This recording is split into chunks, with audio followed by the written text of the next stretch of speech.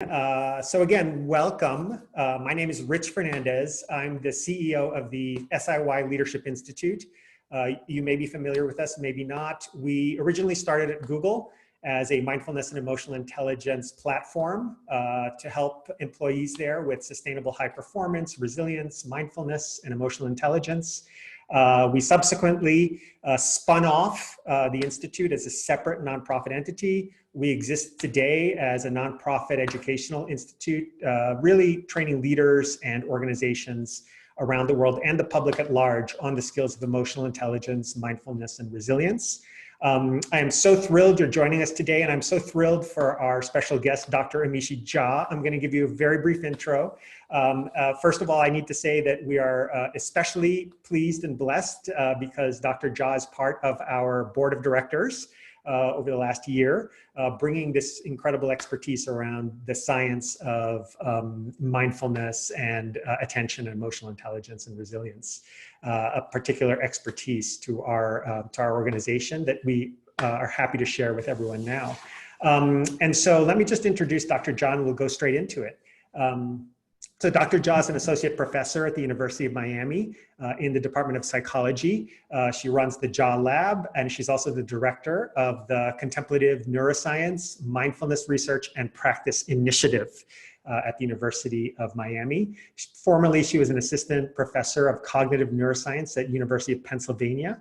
And over the past 2+ decades, Dr. Jha has published extensively in many top research publications, literally dozens of scholarly works on the topics of attention, working memory, executive function.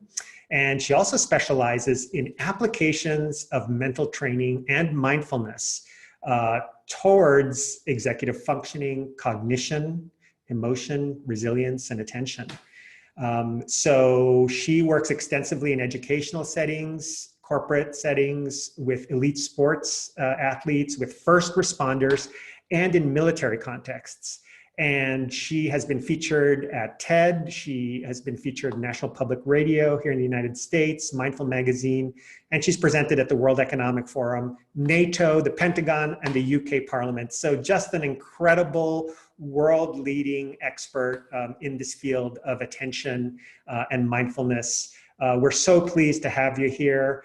With that, I think I'll just invite you, Amishi, to see if there's anything you want to just open with here with the group.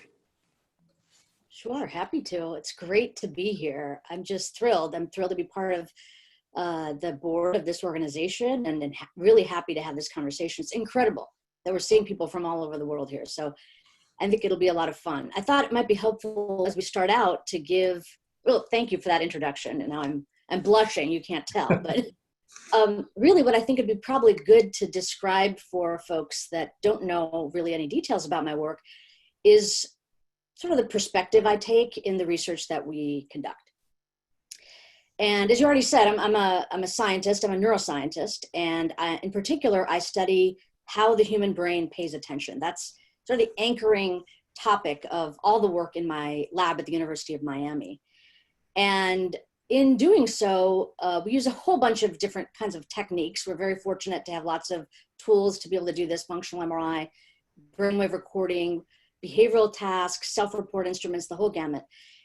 And what we learned from all of this work is that, of course, the attention system is so powerful. I think what we'll get into, I hope, in our conversation is feeling that its power may not be quite as strong during certain kind of uncertain and high stress moments, but it's a very powerful brain system. Sometimes we refer to it as the brain's boss, because it ends up that wherever we direct our attention, the whole rest of the brain sort of reconfigures its processing in support of what we pay attention to. But after studying that sort of aspect of attention, just sort of the basics of how it works, one thing kept coming up over and over again, for me at least, which was that, yeah, it's very powerful, and we have a good sense of how it might work. Of course, there's always more work to be done, but it's also vulnerable and fragile. And there are things that end up being kind of like kryptonite for the attention system, so that it's disabled and degrades its functioning. And there were sort of three that kept popping up over and over again. These are threat, poor mood, and stress.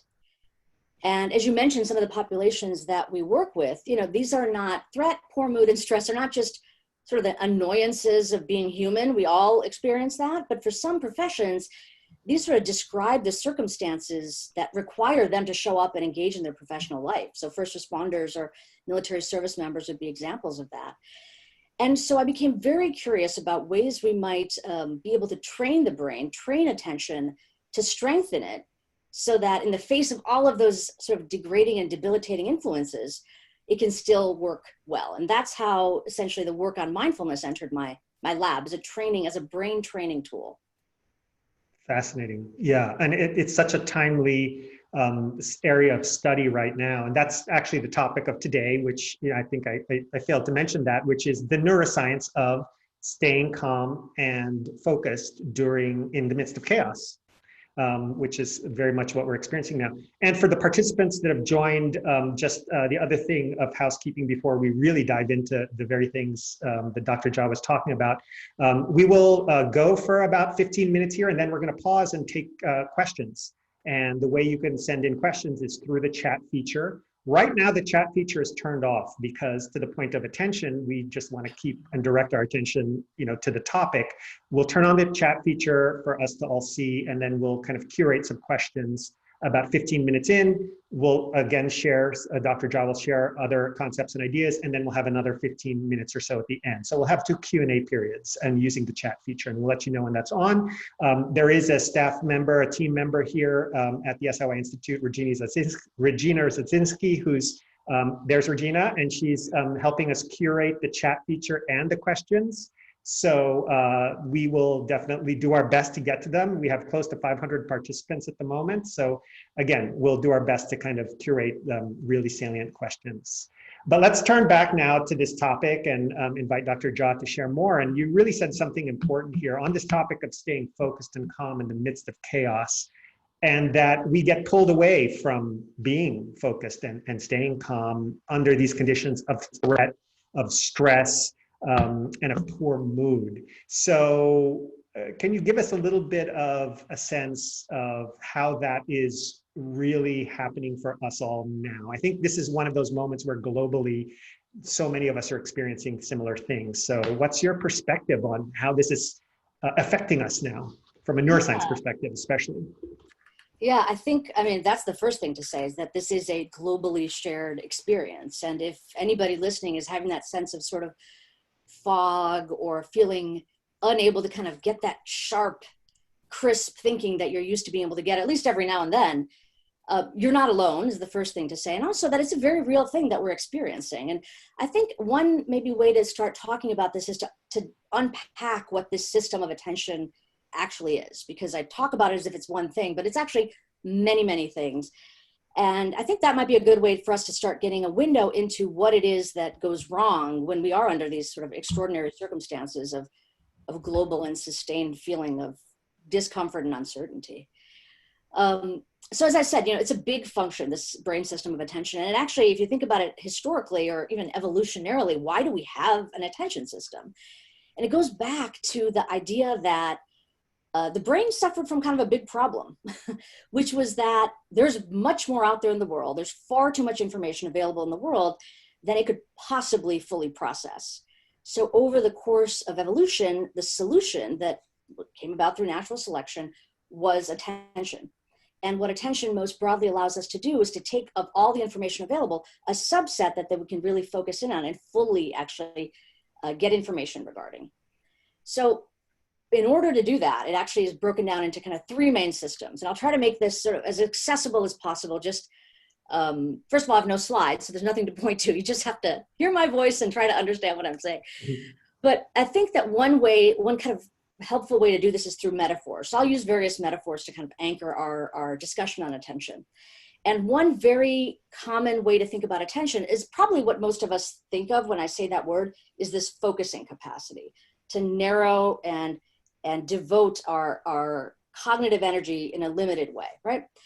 That is something we call the brain's orienting system. And a metaphor I like to use for the orienting system is like a flashlight, or in other parts of the world, we sometimes call it a torch. Just this thing that if you're in a darkened room, you turn on your torch or flashlight, and wherever it is that you point, you're going to have privileged access to that information. Or if you're walking along a dark path, the flashlight will guide you so that you can know exactly the terrain. And attention, at least the attention orienting system, is very similar. So that wherever it is that you direct that brain system, you have more information. And that flashlight of attention can be directed toward the external environment, like just like an actual flashlight. But what's really interesting about this system is you can direct it internally as well. And so, that might sound strange, but if I ask you right now, what did you have to eat for your last meal?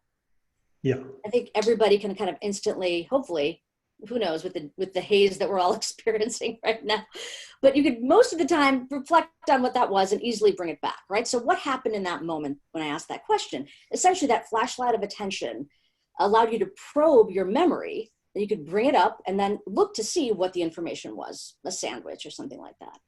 So that's a very powerful brain system. We use it for our emotions. We use it to plan, to organize, to decide, a whole bunch of things. But there's very different ways that attention can work relative to this sort of narrowing and flashlight view. And I want to just describe another way to think about attention. But Rich, did you want to say something before I go into that next system?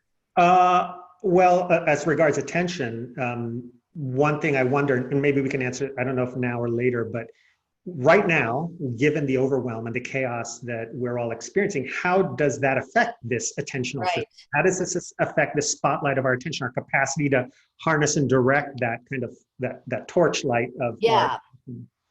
Yeah, and we'll definitely, I can talk more about that, but I'll just give the short answer now, which is that usually we know where we're directing it. We willfully can point it.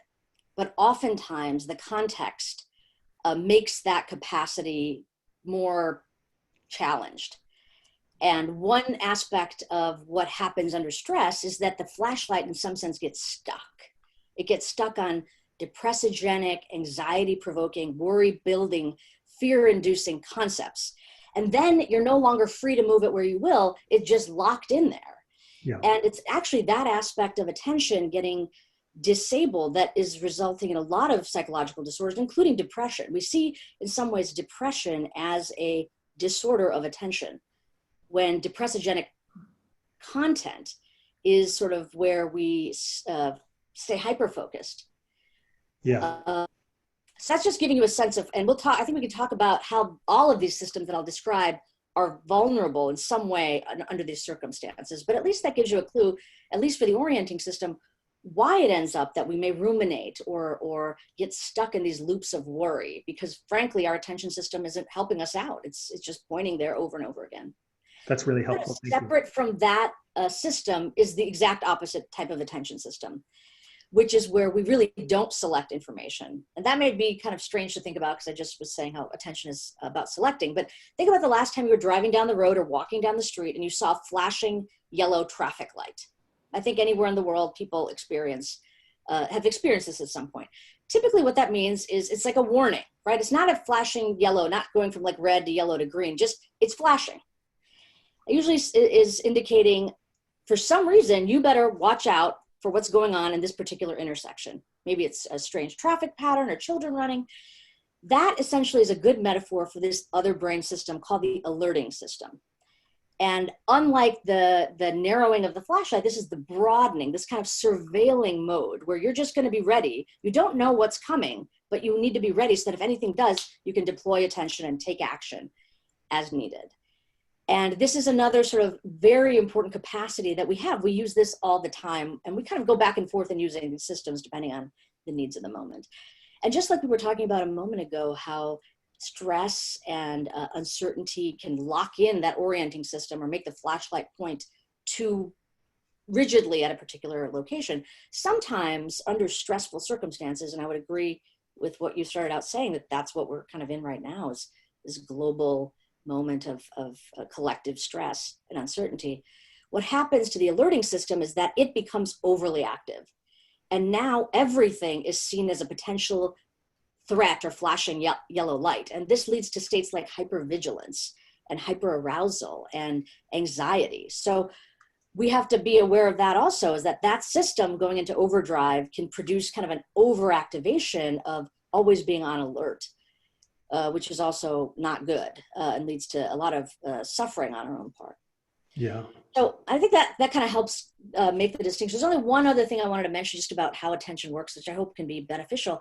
And the metaphor I like to use for this system is the juggler. So this is something where you really are trying to keep all the balls in the air. And this is a term, and I think related to SIY's work, it's very relevant. This is the executive system of attention. And it's literally using the term executive to reflect sort of like the executive of a company. The job of the executive is not to do all the individual tasks that the rest of the team might have to do, but to oversee what's happening to ensure that our goals and our behavior align. And very different than focusing or broadening, right? It's sort of this management kind of system that we need to have, which is so important and needed for us to, frankly, do anything. The coordination of all three of these is necessary for everything. But again, just like the problems that we see with disabling of attention in those other two arenas, if we have a poor juggler, the balls will drop. And again, I feel that often these days is that it sort of feels like I have the intention of getting that accomplished, but it's very difficult to muster the cognitive momentum to sometimes do it.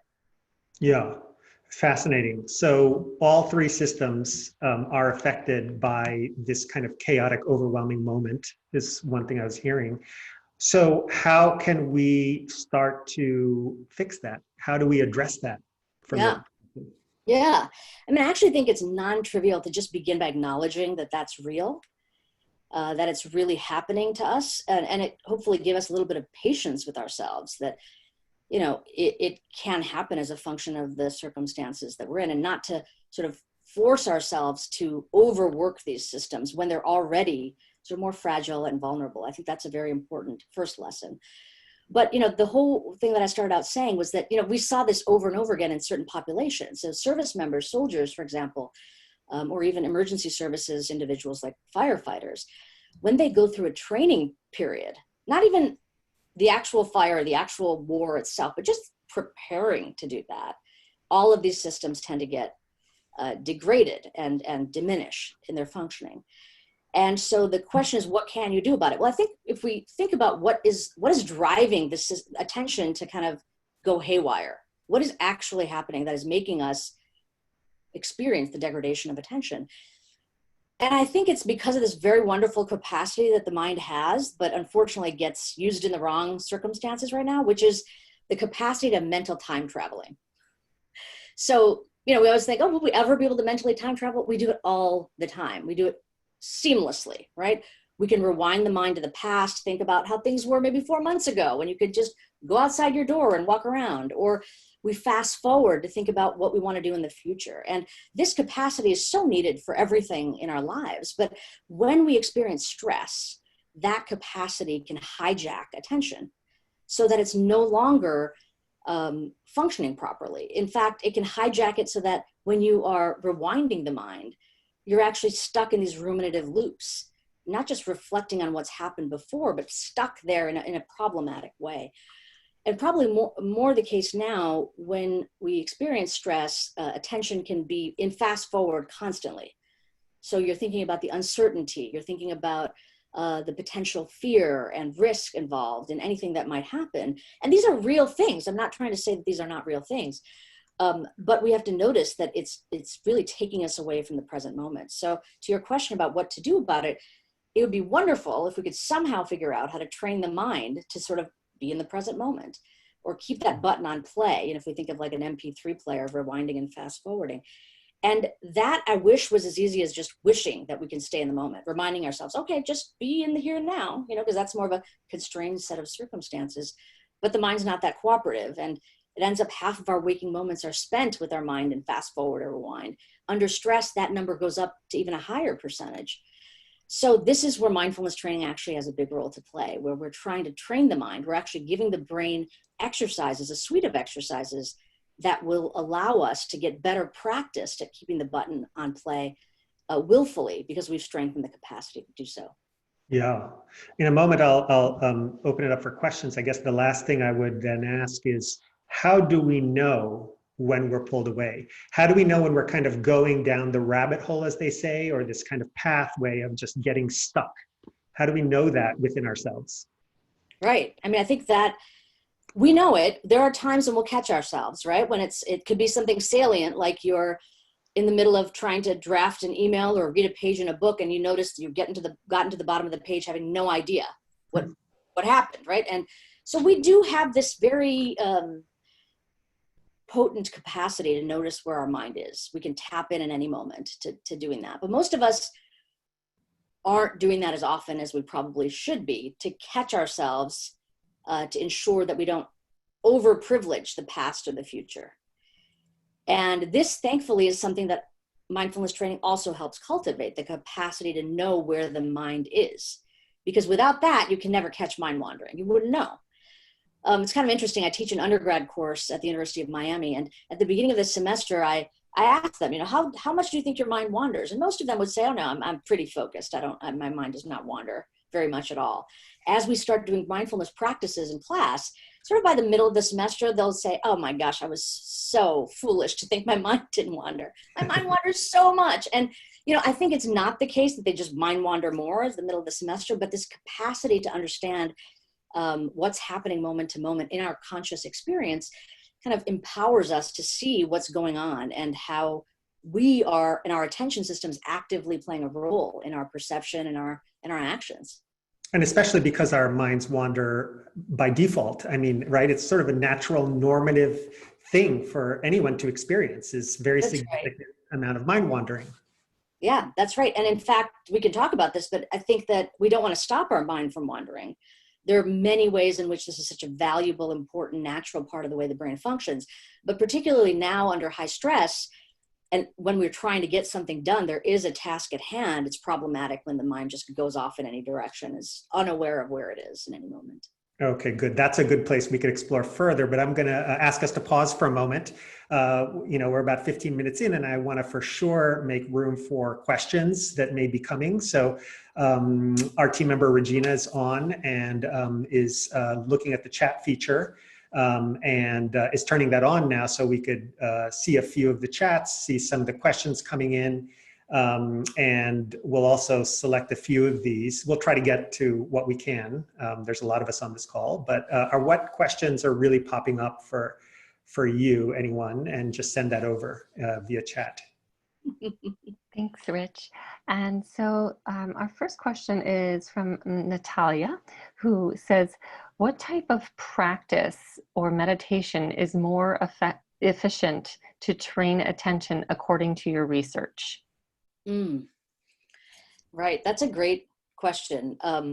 Rich, do you want me to yes, take please. that one right now? Okay, please. Great. I think that the short answer is that we haven't actually parsed the whole suite of practices we give people, but I think it's important to describe sort of big categories and the benefits that they have. So typically in our mindfulness training programs, there's kind of two categories of practices. One category we call the focused attention practices. So these are things like mindfulness of breathing, and the body scan would be an example of that, where there is sort of a target object, if you will. And our job is to make our attention, let's just talk about a mindfulness of breathing exercise, maybe to be very clear. So in a typical mindfulness of breath or mindfulness of breathing exercise, our instruction would be to pay attention to the sensations of our breath, maintain our attention there for the period of time we're practicing. When we notice that our mind has wandered, which it will, we just redirect back. And so the kind of core components of attention that we would say are being exercised there is this ability to focus or narrow, direct that flashlight, to maintain focus, right, which is a working memory, another system, and then to notice what's going on and then exercise that capacity to move the flashlight back. And when we give people exercises like that, we do find that the orienting system is stronger, as well as the ability to sustain attention is also improved. Same thing goes for the body scan. In many ways, it's sort of like taking the flashlight of attention and guiding it willfully throughout the body in a directed sort of part by part way. These focused attention practices are sort of one category, and the other category would be what we'd call open monitoring practices. And they really tap into that sort of alerting system or surveilling system. And the instruction there would be, keeping attention sort of steady and stable we're going to allow sight, sounds, thoughts, memories, emotions arise and then pass away. So we're like clouds passing in the sky. And when people engage in those types of practices, we similarly see that the alerting system is stronger. They're better able to stay in this sort of surveilling mode without being overly reactive to it, but just in a stable manner, allow the arising and falling away of experiences. So I would say the core suite that includes things like focused attention, body scan, and open monitoring practices tend to be a good sort of cross-training for our attention in many ways. Great, thank you so much. I actually saw a couple of questions come through that I thought were pretty compelling. Here's a really interesting question from Christina Lopez. What if the present moment is where you don't want to be because of the circumstances you're living? And I think that's especially relevant now with COVID. Like, this is a really tough time for anyone to be alive in some ways. So what about that? Right. So, I think it all depends on our orientation to the present moment. And we get this question a lot, even with service members who want to say, well, I want to distract myself out of this situation. And I appreciate that. I mean, there's a lot of difficulty and challenge with what we are experiencing. But I think part of what mindfulness practice in particular allows us to do in some sense is cultivate this capacity to have what I'd call distress tolerance. And developing this orientation that it's not our experience or our intention is not to feel good about every moment that occurs. But frankly, it's only this present moment that we can live in. And there's a whole bunch of things happening in addition, meaning there are stories overlaid upon the direct experience of what we're having right now. And so part of what we want to cultivate through practices like the ones I was just describing a moment ago is a kind of mental toughness to not push away, and to not overly elaborate, but to be with the experiences that arise. And with that capacity, in some sense, you become better able to maneuver through difficulty, because whether we like it or not, we are experiencing difficulty. There are challenges. Disregarding the reality of that is not really going to help us, especially not take care of ourselves as we are globally suffering through. So I wish we could push it away and it would be fine, but unfortunately, typically it's not the case. So we want to cultivate this capacity to be with or befriend our experience. And I think these practices help with that. Yeah, in fact, a lot of your research is with folks who are in very high stress environments, whether, military service members or first responders. Are you seeing outcomes that suggest that through these types of mental training and mental practice, mindfulness, that they actually can navigate those situations more effectively? That's because it's sort of like an analogy to our current circumstance. I mean, we're not running into burning buildings as firefighters might, but it seems like the world's a little bit on fire around us, yeah, to use the metaphor. So can this training help? Have you seen that actually with people in these high stress environments? Well, that's essentially what they report, is that instead of being blind or on autopilot with regard to what they're experiencing, their eyes are open, so to speak. And probably one of the more compelling cases stories, testimony came from a Marine who was a medic who had been deployed 5 or 6 times before he was in our study. And he described just that feeling of being in a complete haze and almost bloodthirsty, that he'd been there so many times, kind of knew the drill, was not really paying attention to what was happening. And having gone through the program, the mindfulness training program, and then being deployed again, he noticed a categorical shift that allowed for more direct connection to what was happening around him. I mean, even things that just spontaneously emerged that were more of a compassionate orientation. Seeing a child on the street and thinking, that could be my son. Just a very connected, direct way of dealing with what's going on that actually he felt empowered him to do his job better, because he had more access to information to maneuver through difficult situations instead of closing off and being blind to what's happening. And I think that's true for us too. We may want to just bury our heads in the sand, but the reality is we have to figure out how to keep going. We're going to have to, figure out how to deal with social distancing, wearing masks, being safe, taking care of each other, dealing with the world functioning with this very real and ongoing threat. And we kind of need our full attention to be able to do that well. We can't we can't be on autopilot. Yeah. And so we can do this, in other words, because there's one question from our participant named Jack Curley who says, how can we train mindfulness and be sensitive to how afraid a lot of people are? And I'm just wondering, are those two different things, right? We are afraid, and is it possible to exercise these capacities for attention and mindfulness in this state of being afraid? Being afraid? Is that afraid, F-R-A-Y-E. Afraid, being afraid. Like straining. Right. So that's the sort of good news of this whole thing, is that it's not too late. I mean, if it were too late, I think I wouldn't probably be talking to you, because there'd be no hope for us. We're all just stuck with our brains being hijacked away.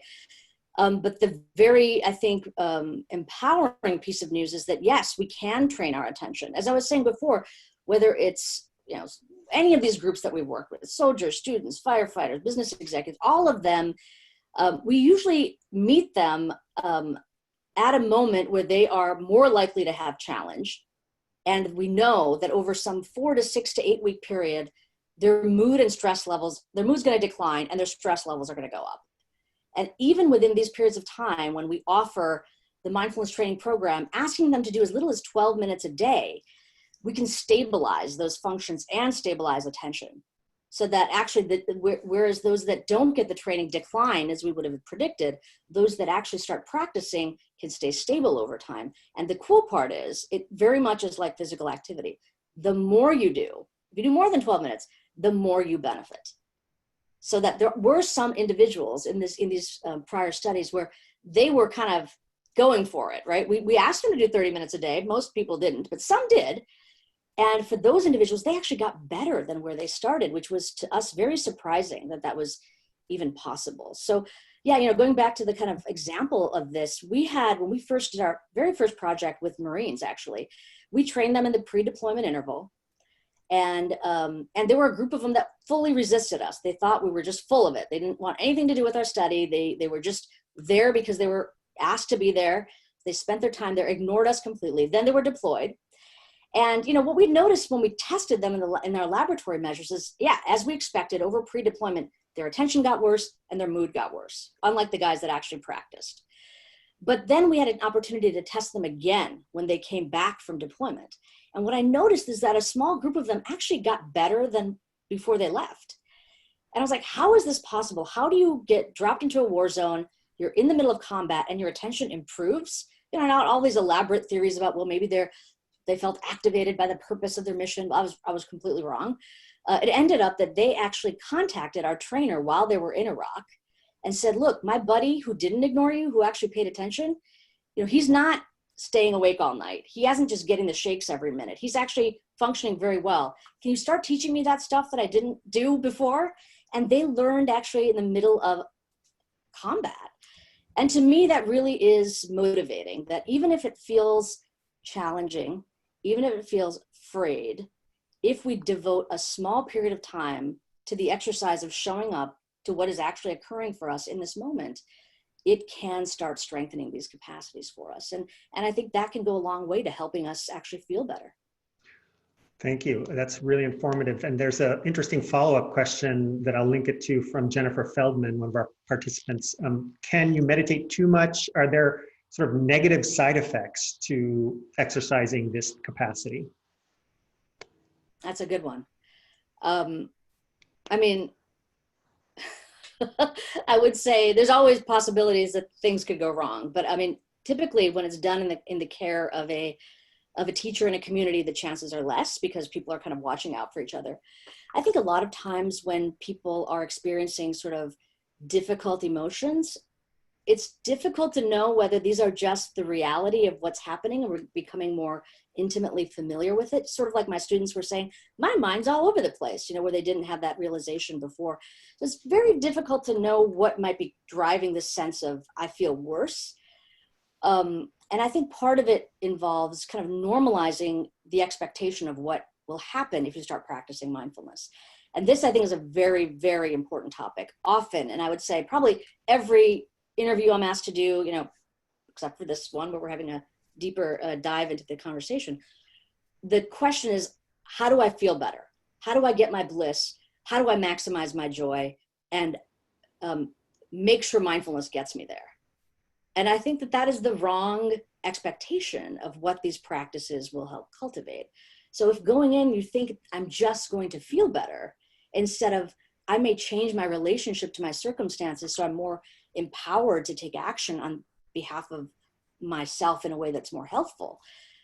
You may end up thinking that it was a failed experience and that you actually feel worse. So I think it's a complex question and one I would take very seriously.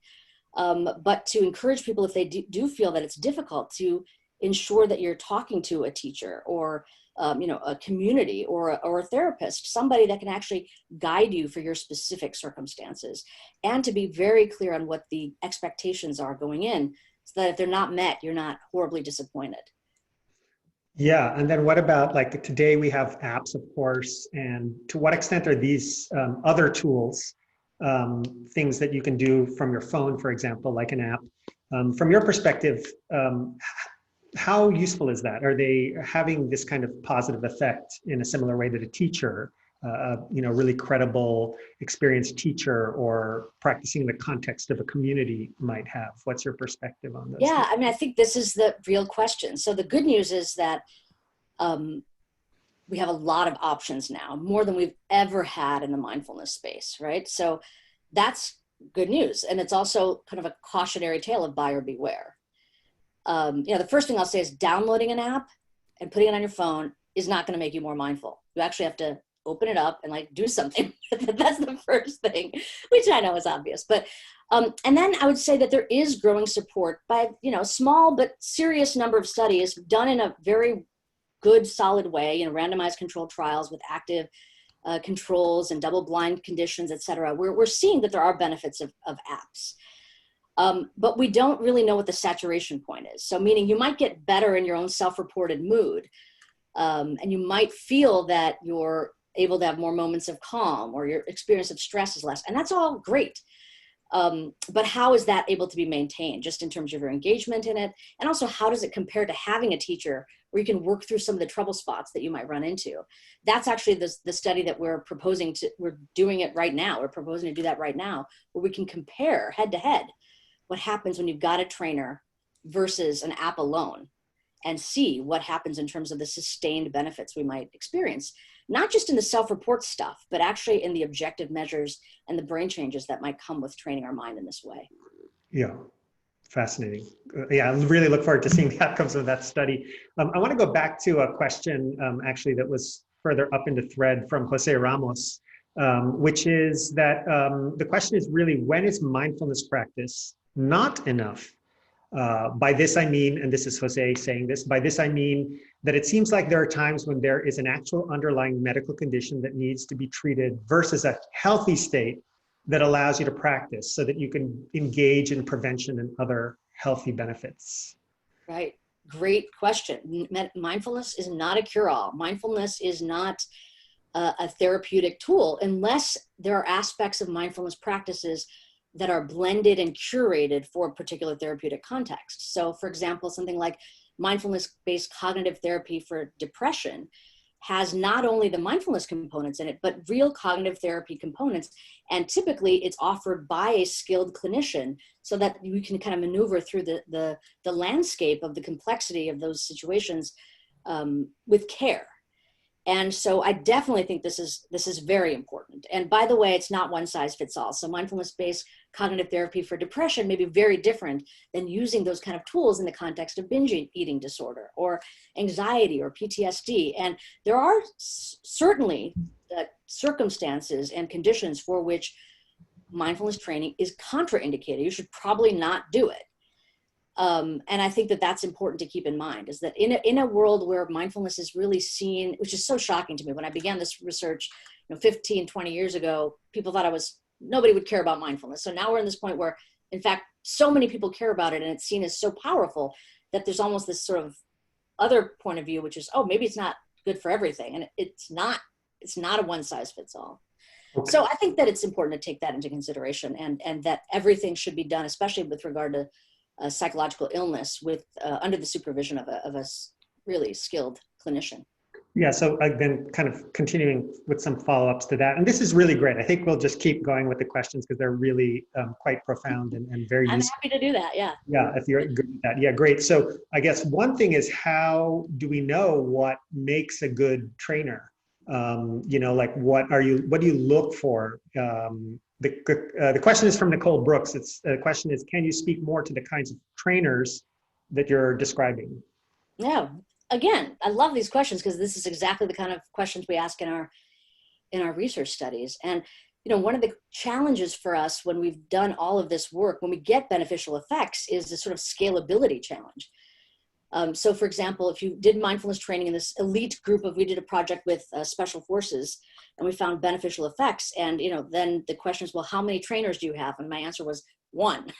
So the question of training competencies, trainer sort of practicum to get people trained up, these are real considerations. And I think that a lot of good work is being done in the context of clinical programs for mindfulness training that we can use as guides of how we might do this. I'll say that in our work, which is not clinical, it's really a psychoeducation tool for people that are psychologically healthy, the kinds of questions we've been asking about trainers is, what matters more? Is it their expertise in mindfulness, or is it their familiarity about a particular context, right? So one study we published recently looked at a certified mindfulness-based stress reduction trainer, excellent, skilled mindfulness trainer, 25 years of experience, ran many MBSR courses. We compared that kind of that trainer, to people that had never, ever trained anybody else in mindfulness and didn't even really practice it before we began. And so what we did is we trained up both of these sort of categories of trainers, and both were asked to then deliver the training program, the same training program, to active duty soldiers.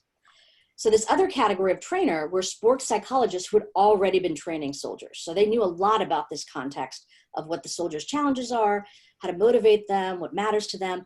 We were able to, over a 10-week, well, actually in this case it was a 12-week period of time, not only have them learn about mindfulness for themselves before even talking about training, but then turn that familiarity, practice-related familiarity, into their delivery.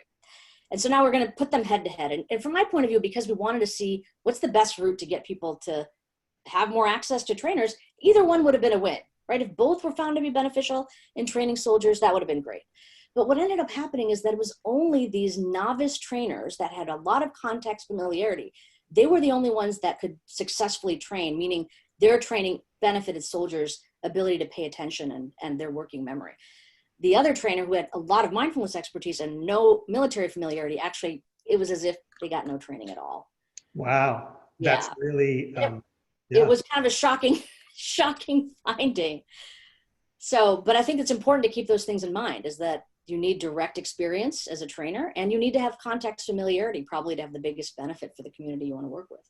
Yeah, that's crucial in our mindfulness community, because mindfulness-based stress reduction is a very rigorous training, right? And then this other piece to understanding that, well, it's rigor, but it's also context, and they can kind of compete with each other. It's very interesting to note for those of us that do this work. You know, I want to come to a question that only surfaced at 3:40, 40 minutes into our webinar, which we probably should have had in the beginning. It comes from Pablo Del Real, which is, what is the definition of mindfulness? What's your definition of mindfulness? So maybe we just set the baseline there and then we can proceed. Yeah, we just jumped right in without really talking through that. But I think it's a very good point. The kind of technical definition I'd give, which sounds a little academic-y, is mindfulness is a mental mode, so a way of making the mind, that has to do with paying attention to our present moment experience without conceptual elaboration or emotional reactivity. And so I just want to unpack those features. So I already talked about, you know, being in the here and the now. So having that flashlight to this present moment. The conceptual elaboration that we're talking about is really judgment, bias, a story, editorializing about the moment. So mindfulness has to do with taking a quality of attention that doesn't have that.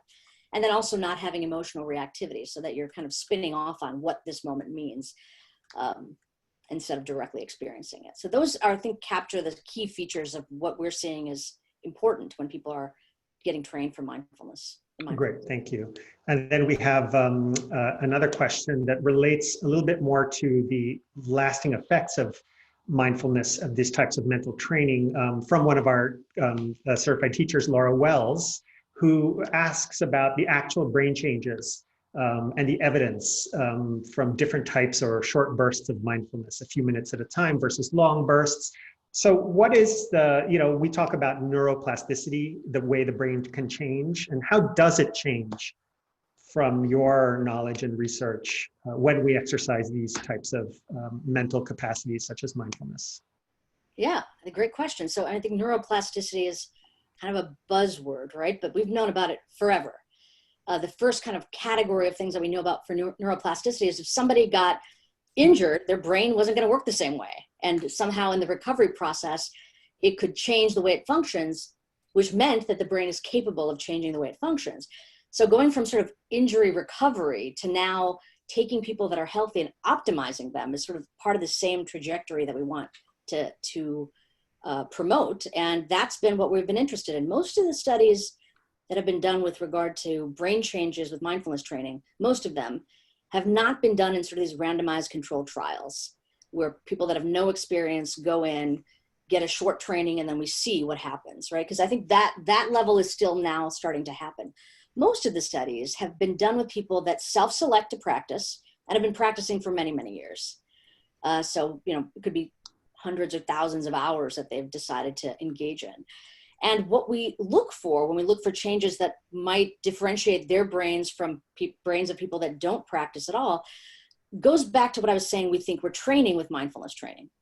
So again, from the attention researcher point of view, I see the brain training piece as touching on all three brain systems of attention. So better focus, better ability to notice, this management issue of the executive control, as well as kind of turning down the dial on our own mind wandering.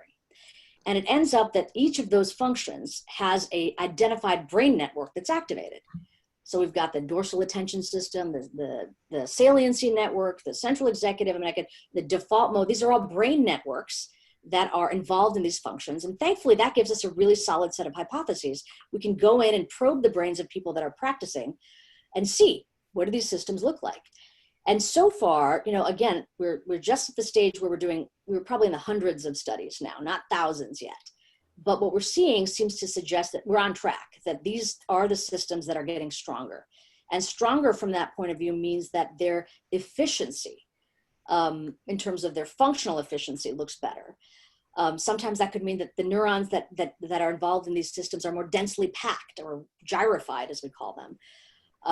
And that these aspects of how the brain changes may even get further strengthened the more people practice, which is pretty exciting.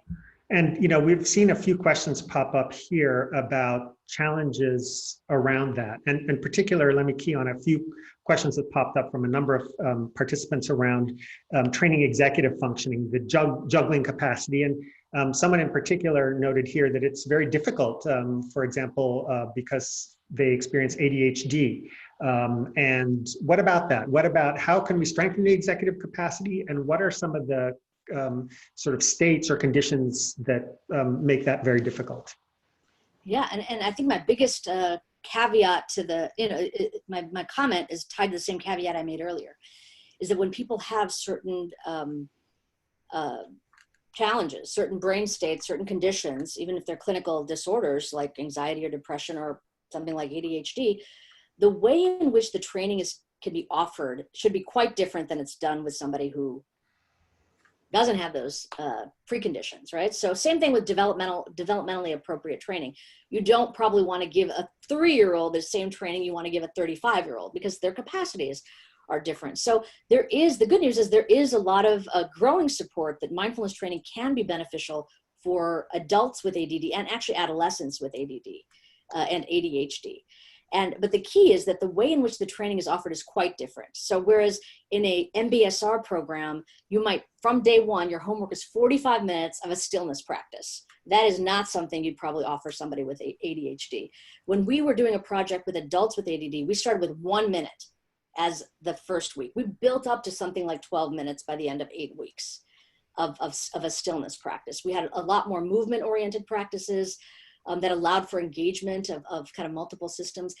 And what we found is that when people actually, we were very interested in how the medication use might have changed as a function of getting this kind of training, because they reported that their attention felt better. They felt more in control.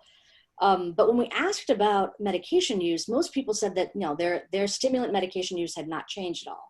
But the big difference, which kind of goes back to the beginning of our conversation, is that they were much more aware of where their attention was. And that with that capacity, even if they took their stimulant medication in most cases, they wouldn't just squander that time playing video games, but they'd be aware of their tendency of mind to be sucked into activities that weren't helpful for them to redirect back and accomplish something else. So that meta-awareness piece was also strengthened by as little as a minute or 2 minutes or 5 minutes a day for these individuals, which I thought was very, very exciting, but points to how it's not one size fits all for training. Right. So the other question related to that, being a psychologist myself as well, is what we call the downward extension. Where and how does this apply to children? Can children be trained on mindfulness? What's the state of science on that?